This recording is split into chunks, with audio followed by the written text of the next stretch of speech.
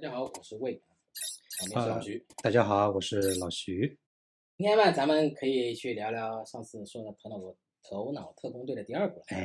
其实第二部它相当于是第一部的这种延续啊，就是小女孩长大了嘛，原来是在青春期，对吧？然后还没到青春期，然后第二部她就进入了青春期，对，她进入中学，然后随之而来的就是很多新的情绪就加入进来了，整个青春期它就变成以焦虑为主，发生了一连串的为焦虑而产生的事情。魏老师有没有让你想起来自己的青春时代？有一点啊，就是反正就觉得它更贴近我们生活了，就感觉青春期比较容易失控的这个刻画还是比较精准的，就焦虑情绪，我就那时候就非常焦虑，是吧？对，因为第二部的时候就出现了几个全新的角色嘛，我们今天就从这些新角色跟他们之间的一些配合，我们再来做一些这个探讨吧。好，同时也欢迎大家一起来讨论这个事情，有什么不同的看法都可以来互动。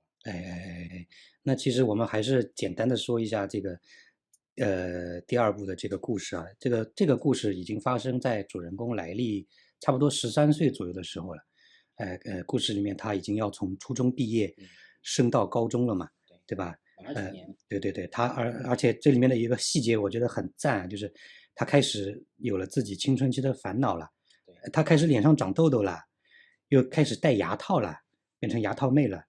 他还喷香水，西方人因为有体味的嘛，他开始喷香水，要好看，要漂亮了，女孩子。而且，他的那个大脑的控制室突然之间就发生了就扩建，应该是对不对？对，迎来了几个全新的角色啊，我们来看一看啊。第一个就是娇娇，娇娇是代表焦虑嘛，焦虑的焦，她全身是一种橙色的、橘黄色的。她的发型像扫把一样的一个冲天的发型，而且她的身材很瘦小，眼睛很大，嘴巴很大。她刚刚一出场的时候，她就问乐乐需不需要自己来帮忙啊？她说我会做很多事情，抄笔记、冲咖啡、安排行程、牵狗、拎东西，甚至看着你睡觉。而且她对乐乐说了一句话，她说你只要一叫我就会过来。而且她真的是很焦虑的一个情绪，他都忘记介绍自己叫什么了。看就很焦虑。对。再来，下一个出场的叫木木，木木代表的是羡慕的慕，对，他的全身是蓝绿色，而且他的个子非常的小，就是一个小姑娘的一个形象。她穿着淡紫色的衣服，带着一个那个衣服是个红色的领口。木木一出场的时候，他马上就控制了莱利。他去表达了莱利对年长的学姐的那个发型的一种羡慕跟喜爱。再来是叫嘎嘎，尴尬的尬，这个名字嘎嘎有点嘎嘎是粉红色的，他个子很高，又高又壮，但是跟他的形象相反，他非常胆小。他经常把自己的脸埋进，他穿了一件那个卫衣，就是那个帽衫嘛，他会把脸埋到那个帽衫的帽子里面。乐乐在跟他握手的时候说，他的手心里都是汗。我觉得嘎嘎的形象真是设计的太好了，因为人在尴尬的时候就会想要说我找个地缝钻进去。对。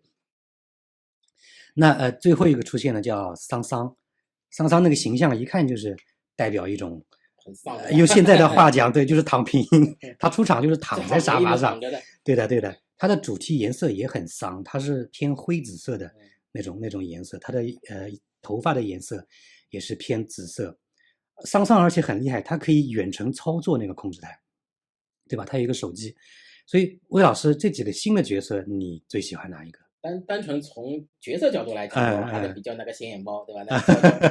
他其实动机是非常正向的。你不要看他是焦虑，他是想用焦虑来规避各种风险。对。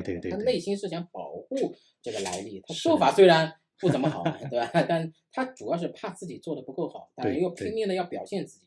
所以你去仔细的看，他正是我们青春期就是学生内心之间自我博弈的这样一个形象。所以这一部很明显，娇娇就是那个 C 位的主角嘛，对吧？但是电影刚刚开场的时候啊，就这部电影刚刚开场的时候，我们那个显眼宝乐乐，我认为他又埋了一个很深的剧情伏笔，你记得吧？他造了一条管道，对，那条管道可以把不需要的记忆全都丢掉，都丢掉，最后就剩下都是好的记忆，而且这些好的记忆就长成了一棵莱利的叫人格树，一棵树。是的，是的，这个就感觉就是我们就是人格整个一个塑造的一个过程。哎，对对对，同样的，我们把这个伏笔放一放，我们还是先来聊这个主人公娇娇。娇娇在刚出场的时候，他就开始跟乐乐产生了一个比较大的分歧。对，魏老师，你记不记得这时候发生什么事情？他们是对就来历未来的这个思考方式可能不太一样。哎，就乐乐是对任何事情都是从极端乐观的这个角度去考虑的，而娇娇刚好相反，他对任何事情都是从悲观的角度，就他害怕很多不好的事情会发生。对。那对应的这个莱利的就是电影当中的外部世界，这个时候发生了一件事情，就是莱利他有2个就初中时代的好朋友，他们是一起参加那个冰球，要到某个高中去参加冰球集训嘛，对不对？但是呢，这个时候他也知道了自己毕业之后就跟这2个好朋友会分开了，他们不会到同一个高中，对吧？但是事实上就按照这个正常的年龄成长的角度来讲，就小时候的无忧无虑其实已经没有了。哎，对，你认识的人越多，遇到的问题也多。对，所以问题就出现在新认识的朋友这里。乐乐呢，他其实很看重莱利原先的那2个好朋友的，他认为莱利应该跟那2个好朋友在一起，对。但是娇娇认为呢，莱利应该去向新的那个高中部的球队来展现自己的实力，所以他是主张要跟年长的前辈去搞好关系的。所以这个时候，你记不记得娇娇是怎么跟乐乐解释的？就他是认为莱利就需要优先去认识一些新朋友，哎，因为他考虑未来，对吧？未来可能会，如果说你就像之前说你害怕什么会来什么，那几个以前的朋友如果就远去了，那你后面没有新的朋友怎么办呢？对，他认为这3天最重要去结识以后能够为他去提供帮助的人，否则未来几年就会成为很孤独的。对。他的娇娇的这种说法很像我们中国人喜欢说的，就是搞好人脉关系。这个，对，因为娇娇，你看娇娇，她说接下来的，因为他们去3天集训嘛，她说接下来的3天会决定我们未来的高中4年。对，这里其实已经传递出来，娇娇她有一点那种灾难化的思维了，但是呢，可能还不是太明显。这个灾难化思维，等一下后面我们会重点来讲。那这个时候，娇娇就对乐乐说：“他说由我来负责对未来做规划。”哎，魏老师，你有没有从事过一些规划性或者计划性比较强的事情？他这种说法其实不是没有道理。没有认识能够永远存在身边，你需要为自己的未来去做更多的打算。对。虽然他说法有点激进，但是你如果没有把现在的关系稳固好，就拓展新的，就很容易出现两头不着边的。就我自己这边来讲，我做事情就比较随性，所以有做过计划吧，但是其实我们这是现实生活当中，就是现代，尤其是现代城市人的生活啊，上班族啊也好，学生也好，因为我们生活节奏太快了嘛，所以其实很多人都是有一种比较高的规划性或者计划性去做事情的。但这些比较高的计划性和规划性，实际上是会引发我们很多的焦虑情绪。但是你要想，就是计划赶不上变化，总会有一些意外情况。对，所以这个时候你看那个电影里面莱利他就发生了一个状况，他发现那些高中部的女生对莱利这个新来的有一些就不太好的谈论。有一个场景是莱利他躲在那个球场看台的楼梯下面，他听到那些谈论了，他这个时候他就很难过。那么这个时候呢，乐乐他其实有点不知道要怎么办，怎么应对。其实是娇娇站出来帮莱利去化解了这一关的。我觉得这边其实是想表达的是，焦虑情绪其实确实也是对人是有作用的。他目标是肯定是没有错的。你作为一个人，你不可能不去考虑未来是什么。对。他焦虑是为了让你能够预知未来的一个风险。是。但是呢，不能过度。过度理解的话，还是会出。对。他电影里面这个灾难就是因为这个过度就发生了嘛，对吧？娇娇就借着这次机会，他就一举夺取了这个主控台的控制权，他把乐乐挤走了，他自己去占了 C 位了，并且他其实把原来就是第一部电影里面那几个全都赶走了那几个情绪。然后他做了一件事情，他开始把各种焦虑的记忆去植入到莱利的那一棵人格树当中了。魏老师，你有没有印象？乐乐主导种出来的那一棵人格树跟娇娇的人格树有什么？就他这个人格树不是一直在说话嘛？哎，乐乐那个人格树就一直在说我是个好人，我是个好人，我是个对好人。娇娇正好相反，就是一直在自我怀疑，我自己不够好，我还不够好，我还不够好。哎，对，所以后面的剧情就是那几个被丢掉的，就是第一部的原始的情绪，那些小伙伴，他们开始要想办法回到那个主控室嘛。这边我有一个印象非常深刻的情节，他们几个小伙伴经过了一个叫做枕头堡垒的地方。对，魏老师，你有没有印象？对，但那个就是，我记得是为那个莱利去制造那种幻想的影像的地方。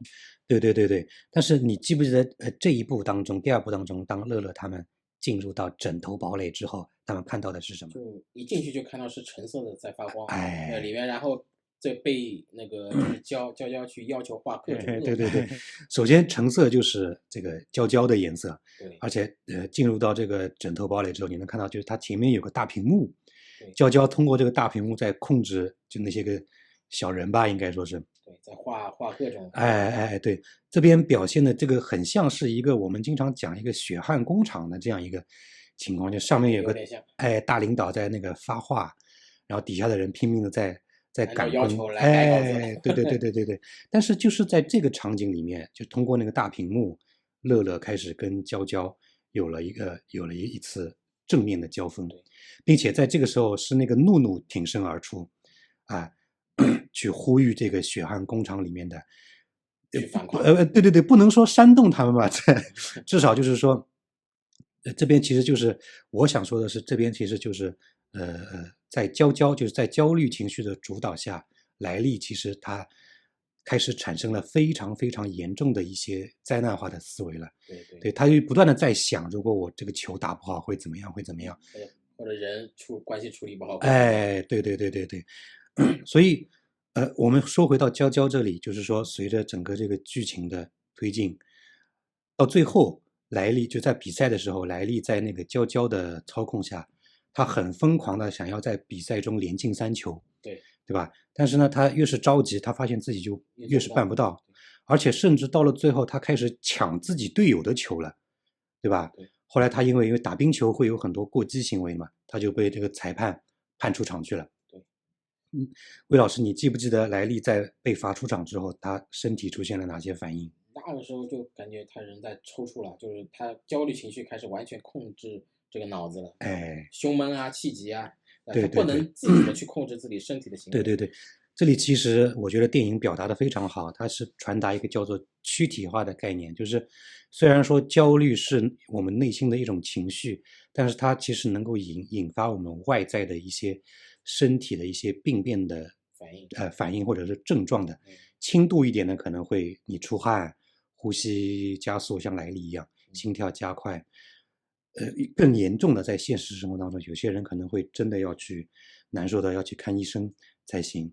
那电影里面，魏老师，你记不记得娇娇这个时候在主控台上她发生什么事情？其实这种感觉我自己本身也有体会，就是人焦虑到非常极点的时候，身体我就是不由自主会发抖，呼吸不畅，有时候呼吸都很困难，脑子里就什么都想不到，就是全是不好的想法。是，就在这个电影里面，娇娇就是完全已经控制不了整个局面。对。我印象很深，娇娇在那个操作台上，她就停不下来了，而且她动作越来越快，最后变成了一股像橙色的、像风暴一样的一个东西，而且随着她控制不住，她的那个娇娇的那个人格树不停的在发出声音提醒莱利，她说我不够优秀，我不够优秀，我不够优秀。这其实也是在暗喻，就是焦虑情绪实际上引发的一种那个灾难化思维，确实会占满我们的头脑的。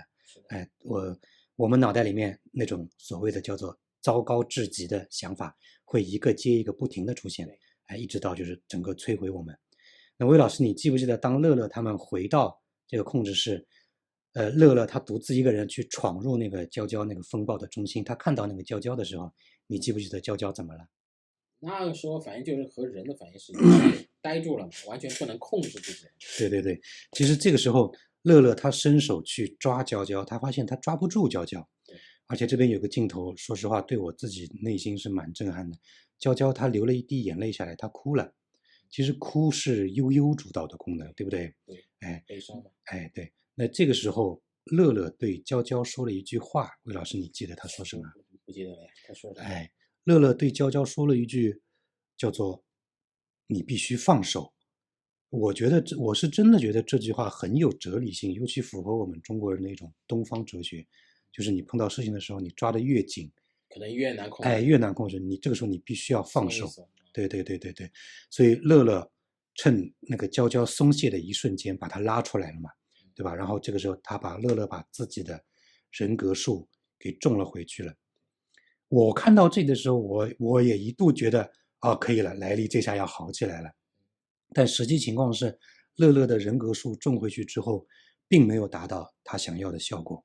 对，哎，这其实也很正常，就是当一个人完全处于失控状态的时候，你会发现，你不会马上就转变当前的一个状态。对对对对，他控制他的整个思维的，其实已经是只有本能了，他没有任何思考的能力了。对对对，这个时候我不得不提一句，就是这个电影处理的是真好，这个导演，你记不记得乐乐他们整个原始的5个情绪，他们是怎么回来的？他们是借着就是被大水，就发了一场大水，他们5个人跟所有被丢失的记忆球一起，他们是被冲回来的。对对对对对，所以这些所有的被丢失的记忆全都回来了，就全都回来了。